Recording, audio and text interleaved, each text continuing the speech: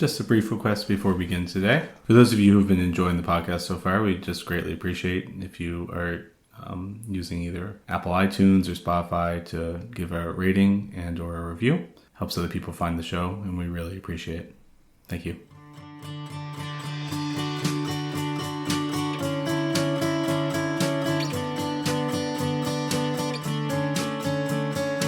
Hello, and welcome to Talking About Tumors with Ryan and Ryan. I'm Ryan Holstead. And I'm Ryan Clin. And today we're going to continue our GU series and move into testicular and germ cell tumors. Testicular cancer is relatively uncommon, but it is the most common solid tumor in young adult males ages 15 to 35.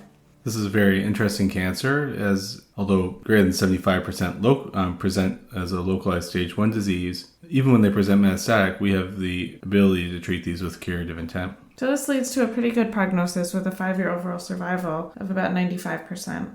Due to the high likelihood of long-term survival in the young patient population who this cancer affects, a lot of our approach is really focused on minimizing toxicity. So maximizing rate of long-term cure, but also watching over some of the late effects of things such as radiation, chemotherapy, or surgery.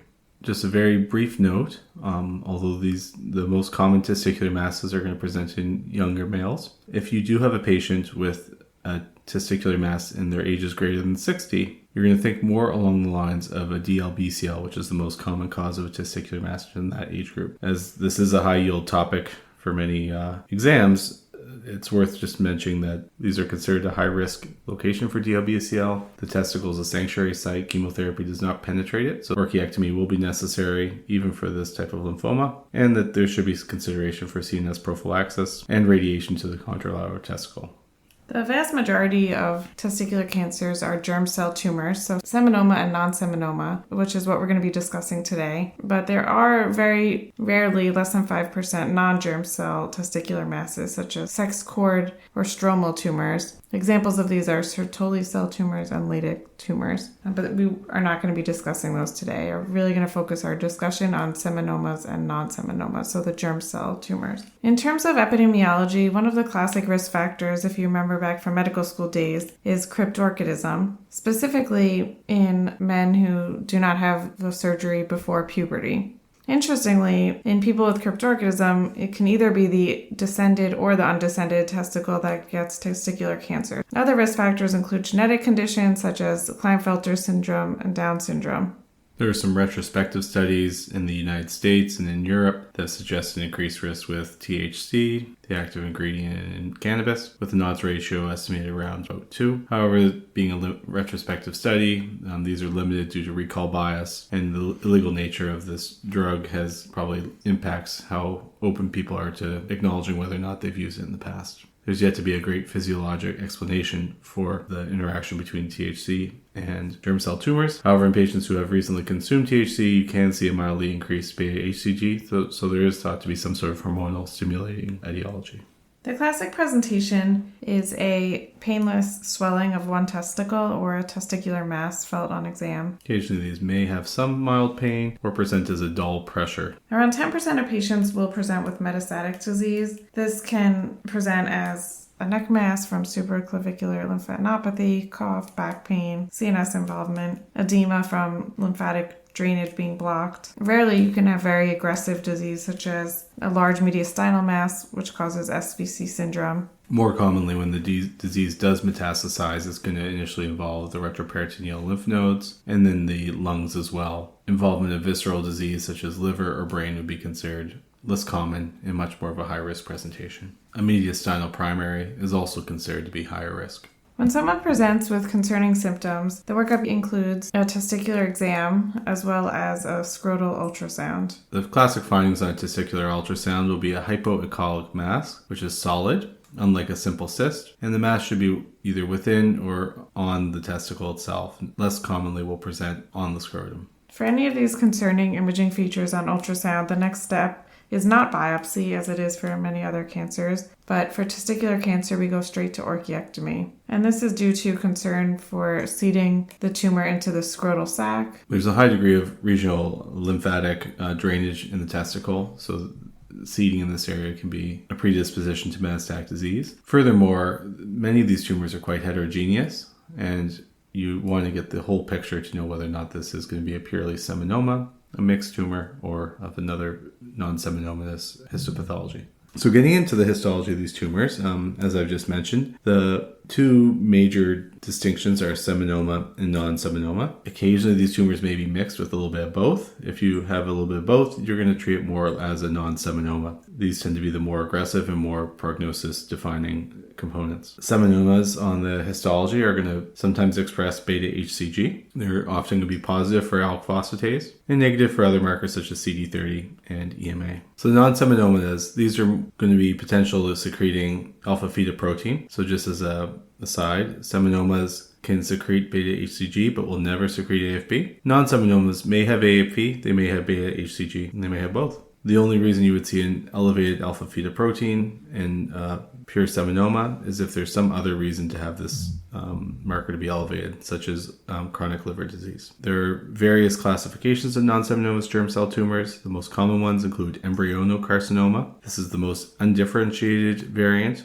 Often will present on histology with scant cytoplasm, solid sheets of cells that are positive for CK, CD30, PLAP, and alpha-fetoprotein. Choriocarcinoma is another non-seminomatous version. This is usually metastatic at the time of presentation and often have hemorrhagic metastases and often very highly elevated HCG markers. The yolk sac tumor is a commonly found histology in mixed tumors, and this often secretes alpha-fetoprotein as well. And the pathognomonic description for these are perivascular arrangements of epithelial cells, positive for some less commonly seen markers such as SALL4, Glypican-3, CD117. Lastly, worth mentioning are teratomas. These are kind of the oddballs. These are less chemosensitive than the others that we've mentioned. These are more differentiated tumors. So in general, when tumors are more differentiated, they're less chemosensitive. And they're typically non-secretory, so you're not going to often find an elevated tumor marker with a teratoma.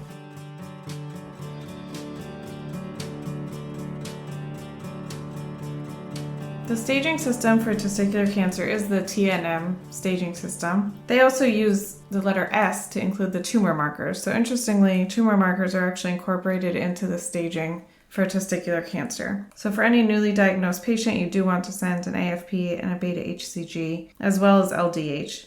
Now LDH, as we know, can be nonspecific and can be elevated for other reasons, but in metastatic disease is typically very elevated. So for the tumor markers, each of them have 3 levels of elevation. I try to remember this by 10s and 5s. So alpha-fetoprotein, we care about 10s, so less than 1,000, 1,000 to 10,000, and greater than 10,000 are the 3 cutoffs. Beta-HCG is our 5s, so less than 5,000, or 5,000 to 50,000, or greater than 50,000. And then LDH is both 1 and 5, so less than 1.5 times the upper limit of normal, 1.5 to 10, or greater than 10 times the upper limit of normal, the 3 cutoffs for LDH. Imaging usually consists of a CT, chest, abdomen, pelvis. Brain MRI is not routinely required for patients unless there are concerning symptoms or they have very elevated tumor markers such as HCG greater than 5,000 or AFP greater than 10,000. PET scans aren't routinely used in this cancer. However, a pure seminoma may be PET sensitive, so it can be considered for those patients, especially those with elevated tumor markers and no radiographic visible disease on standard CT. For non-seminomatous tumors, we don't typically use PET scans, especially as teratomas typically are not PET avid, but still something you want to pick up on. Another important thing to note for the tumor markers is that you want to check these after orchiectomy. So the pre-orchiectomy tumor markers do not count for the staging system. It only counts for if they remain elevated after orchiectomy. Now this will depend on the half-life of the tumor marker. Specifically AFP, the half-life is 5 to 7 days.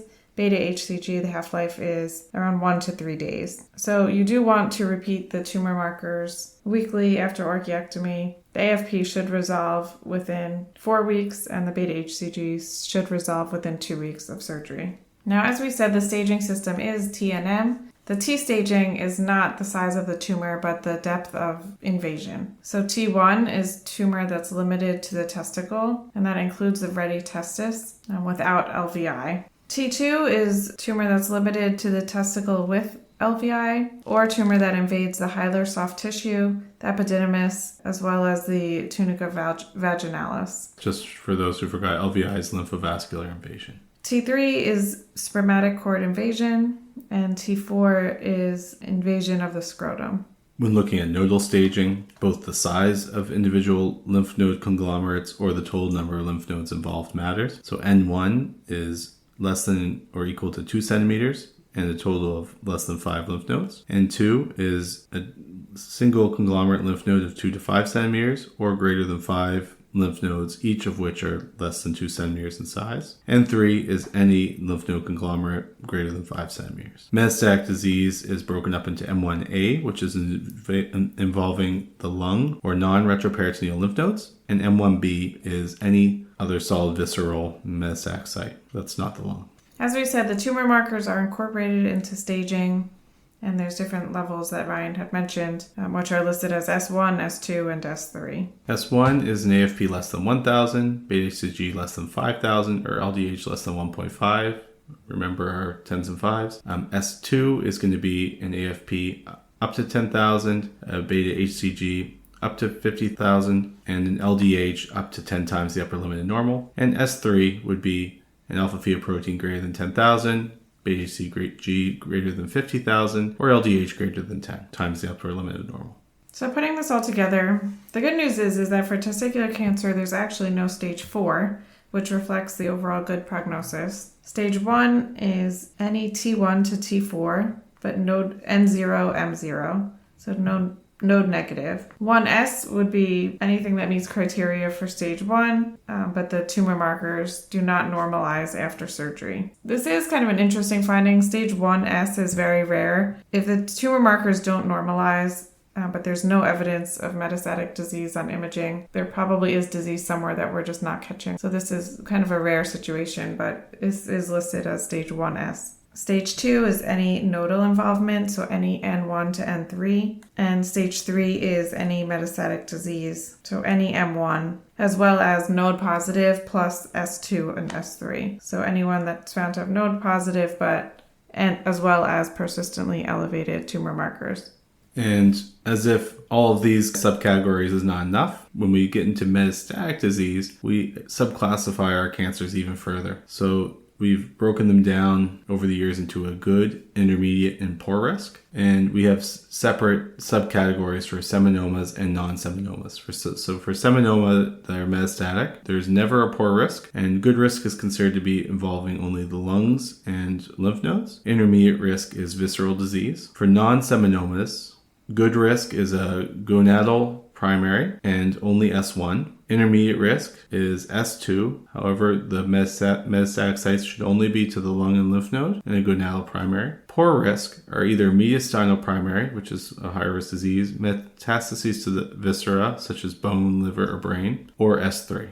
And just before we get into the treatment of stage 1 disease, I just want to do a quick aside on adolescent and young adult oncology. This is an important topic and can be a high yield topic for exams. Where this disease that primarily affects this age group, I think fits in nicely with the talk today. So there's a lot of additional psychosocial considerations that should be taken with young adults. There can be a lot of anxiety, existential crisis, and other issues such as employment, sexual health, and need for consideration towards long-term survivorship, which is different than in some of our older adult populations, which many of our cancers affect. There's been some guidelines and, in general, recommendations that are out by people who've taken an interest in young adult oncology. One of the things is if you are in a practice where the majority of your patients are elderly or maybe with more advanced cancers, some things we can do to help with patients' anxiety is to get them in earlier in the morning before the waiting room fills up. Get them in the office room if possible prior to sitting in the waiting room for a long period of time, because this can often be a source of stress. For patients who need IV chemotherapy, to try to make arrangements for a private room if possible within your cancer center. You should get these patients involved with social work early.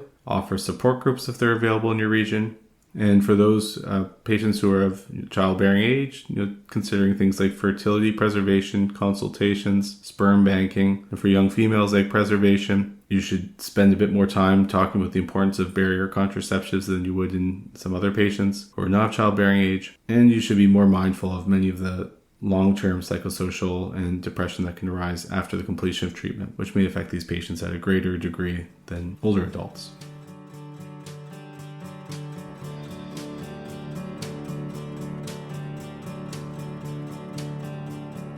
So getting into treatment, and there are some very good figures out there with very good algorithms that kind of break this down nicely. We'll start with pure seminomas. And by pure, I mean that if there's any part that's a non-seminoma, as we said, we treat this as a non-seminoma. In stage 1 seminomas, surgery is curative in about 80 to 85% of patients. And due to this, the treatment is generally surveillance after orchiectomy. And that's because even in the patients that do relapse, you have an opportunity to do salvage therapy that's often curative with disease-specific survival rates close to 100%. The idea being that we would have to treat many people who are already cured with surgery who would be more than adequately treated later on. So it's hard to justify that early toxicity to many patients who wouldn't need the chemotherapy at any point along the way. For stage 1 disease, the risk of recurrence for tumors less than 4 centimeters is at the lowest risk, which is around 12%. And tumors greater than 4 centimeters get a little bit higher into a 30% risk of recurrence,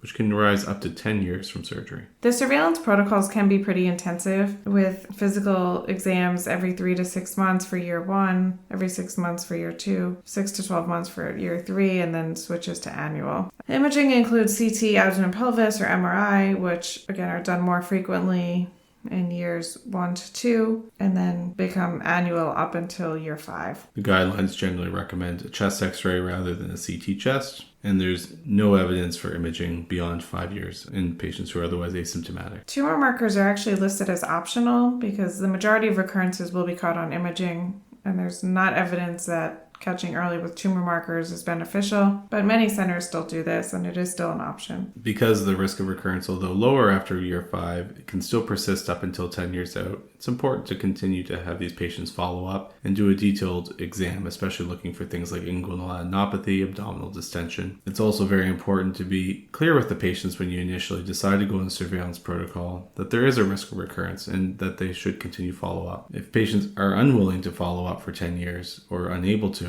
there certainly does raise the possibility of considering earlier adjuvant therapy to not put these patients at risk for loss to follow-up. So other options instead of surveillance for people, again, who are not able or willing, you have the option of chemotherapy or radiation. The chemotherapy that's used is 1 cycle of carboplatin with an AUC of 7. This is a very high area under the curve. If you remember from our lung cancer days when we talk about weekly carboplatin, we talk about an AUC of 2. When we talked about every 3 weekly, it was AUC of 5 or less commonly 6. With such a high area under the curve, it's very important that you get an accurate measurement of the GFR. And these are the patients that you'll probably not rely on the Calvert formula, but in fact actually obtain a 24-hour urine creatinine to better estimate your creatinine clearance. There are some centers that do 2 cycles of carboplatin, and this is listed in NCCN as an option. However, there hasn't really been consistent data that shows that this adding an extra cycle improves outcomes. The evidence we do have is from a randomized controlled trial, the EORTC 309A2, and this was in patients with pure seminomas with PT1 to T3 tumors, a normal alpha-fetoprotein, which is obviously necessary for it to be a pure seminoma, and a normalized beta-HCG postoperatively, so stage 1, not stage 1S. They randomized patients 1-to-1 to either radiation, and they had 2 different radiation arms, one with 30 gray and 15 fractions, another with 20 gray and 10 fractions, or to carboplatin AUC of 7. The primary outcome was recurrence-free survival, which is powered for non-inferiority of no greater than 3% difference. And this had 90% power. At the median follow-up of 6.5 years, recurrence-free survival was 95% versus 96%. And there was only 1 death recorded, which was in the radiation therapy arm. So these are likely equivalent treatments. However, due to the less risk of long-term toxicity with a single cycle of carboplatin AUC 7, this is more commonly our preferred option if we're to proceed with early adjuvant systemic therapy for these early seminomas. So in terms of the radiation is done to the involved testicle as well as the para-aortic lymph nodes, typically 20 to 25 gray. There used to be much more extensive radiation done, including additional lymph nodes. However, that was found to be more toxic and have a minimal benefit.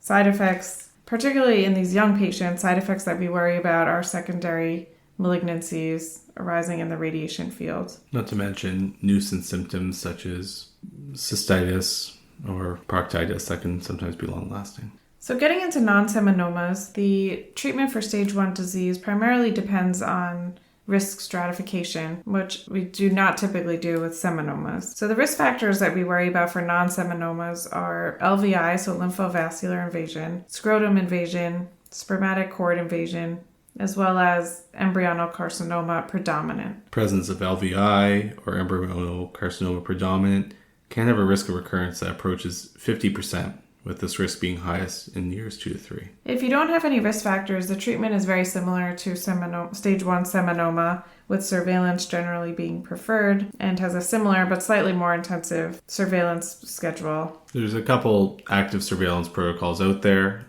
You consult your local guidelines. And it's very important that, given the higher risk for these patients, even more so than with seminomas, to be clear with patients that it's very important to follow up and follow the protocol if we're to move forward without early treatment. Although a risk of recurrence of 15 to 30% is still significant seminoma, we're talking about risk of recurrence even approaching 50%, so 1 in 2 patients, which really justifies needing close following and ensuring that patients who do not want early treatment do continue to follow through the whole course of 10 years. Other options, if patients aren't willing to adhere to the surveillance protocol or if they desire more aggressive therapy, include the first one being surgical with a nerve-sparing retroperitoneal lymph node dissection, and the second option being 1 cycle of adjuvant chemotherapy, which in this situation would be BEP, which is bleomycin, etoposide, and cisplatin. This is the standard chemotherapy regimen used in the metastatic setting. We're going to go into it more detail next discussion because it's worth talking about some of these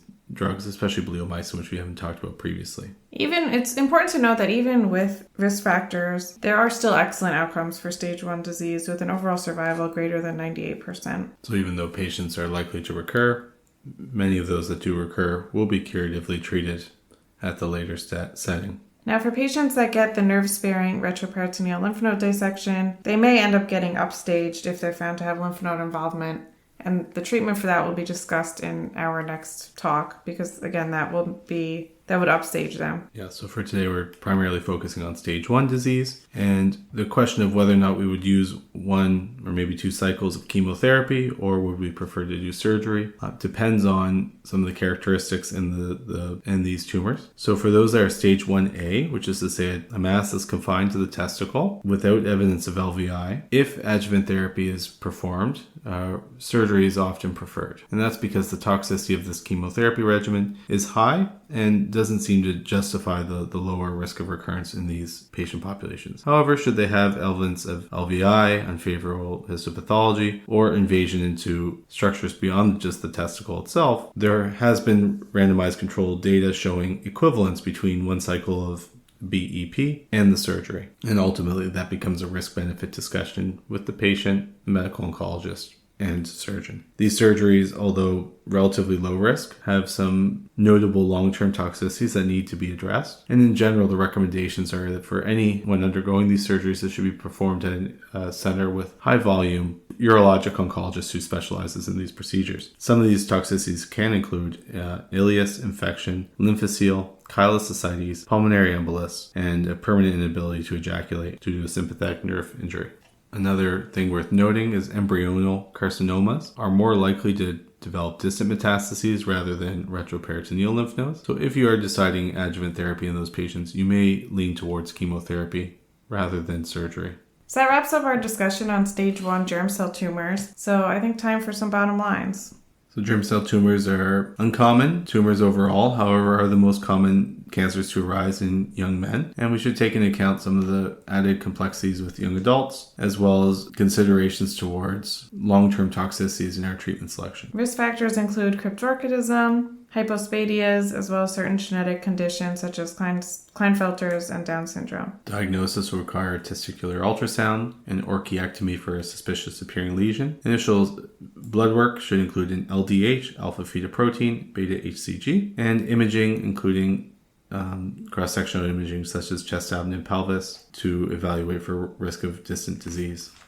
Germ cell tumors are broken down into seminomas and non-seminomas. Any component of a non-seminoma is treated as non-seminoma rather than seminoma. And the 4 different varieties of non-seminoma are embryonal cell, yolk sac, choriocarcinoma, and teratoma. Staging takes into account the depth of invasion of the primary tumor, the size and number of lymph nodes involved in the retroperitoneal space, as well as the possibility for distant lymphadenopathy beyond the retroperitoneum or into other solid organs. Lung metastases are considered to be a lower risk of metastases, with invasion into liver, bone, or brain being much more high risk. The degree of elevation of tumor markers can also play a role in how we risk stratify our metastatic disease, with these being part of our breakdown into good, intermediate, or poor risk. Keeping in mind metastatic seminomas never are poor risk. Treatment of stage 1 pure seminoma generally includes surveillance alone after orchiectomy due to the fact that 80 to 85% of patients are likely to be cured after surgery. And even in those that do recur, salvage chemotherapy will be curative for the remainder. For patients who are unable or unwilling to comply with the surveillance schedule, options include adjuvant carboplatin with an AUC of 7 for 1 to 2 cycles. The other option is adjuvant radiation therapy. Both of these have equivalent excellent long-term outcomes, but vary in their toxicity and logistics. Non-seminomatous germ cell tumors do have a higher risk of recurrence overall, however still have excellent long-term outcomes when initially diagnosed as stage 1. For tumors that are confined to the testes and without lymphovascular invasion, a close active surveillance protocol is likely the preferred approach. However, in these patients, should adjuvant therapy be requested, a retroperitoneal lymph node dissection is both curative and effective for regional staging. Now, for patients that are higher risk, so have risk factors including lymphovascular invasion, scrotal invasion, spermatic cord invasion, or patients with a predominant embryonal carcinoma, you have the option of either surveillance, the nerve-sparing retroperitoneal lymph node dissection, as well as adjuvant BEP for 1 cycle. And all of these should be considered and the pros and cons discussed because they do have a higher risk of recurrence, approaching 50%. So thanks for listening along. This is our first part of a 2-part discussion on germ cell tumors. Next talk we'll be going into stage 2, stage 3, as well as salvage therapies for refractory disease. Hope everyone had a good weekend, and we have some ESMO updates that we're going to be incorporating into our future episodes. Every single conference that goes by, I feel like we get 1 or 2 things to put into each of our prior talks. The excitement of oncology. Bye for now. Take care.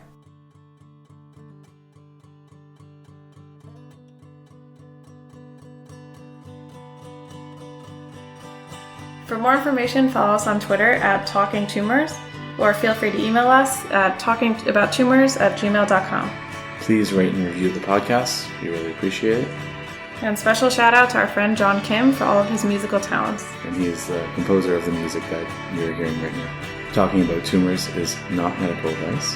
For medical advice, please contact your own healthcare provider. Opinions stated on this podcast are by the Ryan who said it and no one else. We have no financial disclosures, and this is done purely on our own time to the sake of our enjoyment of the field of medical oncology. Thank you for listening, and see you next time.